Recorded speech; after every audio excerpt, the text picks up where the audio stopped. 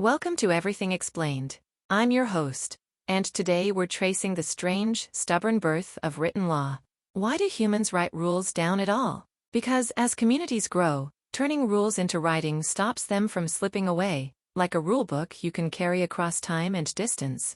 Written law lets rulers claim authority, merchants settle debts, and neighbors settle disputes without a shouting match in the street. Long before we had law books, we had law in the air. The informal, unwritten rules people followed because everyone knew them. But as cities grew, memory failed. People moved far from the village square where the rules were spoken, and names changed from generation to generation. That's where writing comes in. A fixed form, a way to say, this is what the rule is, this is who must follow it, and this is what happens if you don't.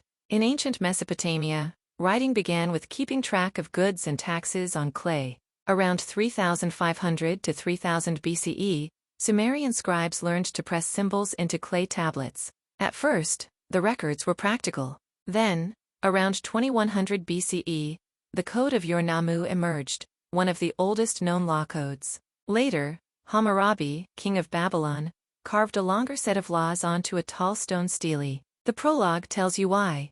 Hammurabi was given authority by the gods to bring justice. The laws themselves cover property, contracts, divorce, injuries, even rules for workers. It's not only about punishments, it's about making consequences predictable and about telling everyone what the rule looks like. Across the Nile, Egypt developed its own legal world. Writing protected land records, tax rolls, and contracts. The scribes weren't just clerks, they were the keepers of order. When two farmers signed a land deal or a widow left a will, the document existed because writing could prove what was agreed long after the parties forgot the names. In this sense, law grew out of administration and belief in Ma'at, the cosmic order, as much as out of courts. Around the same period, other traditions shaped law in powerful ways. In the Hebrew tradition, a body of laws grows out of a covenant, laws believed to come from God.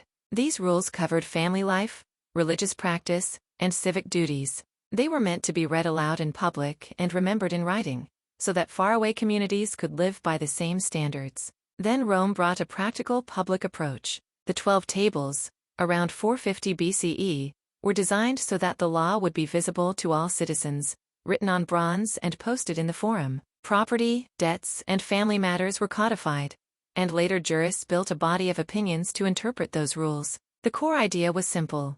Law should be knowable, stable, and accessible, not hidden away in a king's chamber. After the fall of Rome, the habit of writing laws continued in charters, decrees, and later in printed codes.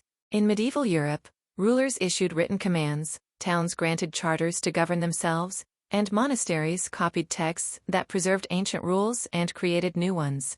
Magna Carta, issued in 1215, didn't make democracy, but it did insist that the king's power be constrained by a written document and by due process. It was a milestone in using writing to protect ordinary people from capricious rule. Over time, codification, gathering scattered rules into a single, searchable book, made law easier to study and to change. We see this in civil codes in Europe in the 19th century, and later in constitutional frameworks everywhere.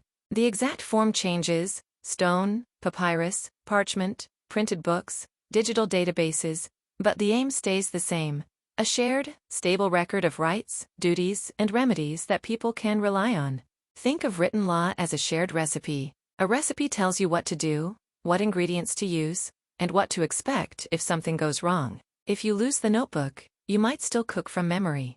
With the recipe in writing, you can check it when you're tired or tempted to improvise. Written law works the same way. It's a common guide that helps people act fairly, even when emotions run high. So the origin of written law isn't a single invention or a single place. It's a long, winding response to growing communities. How to keep promises, measure disputes, and build trust across time.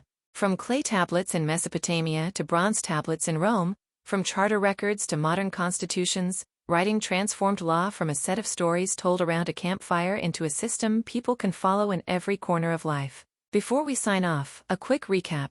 Writing law grew from the need to bind growing communities together.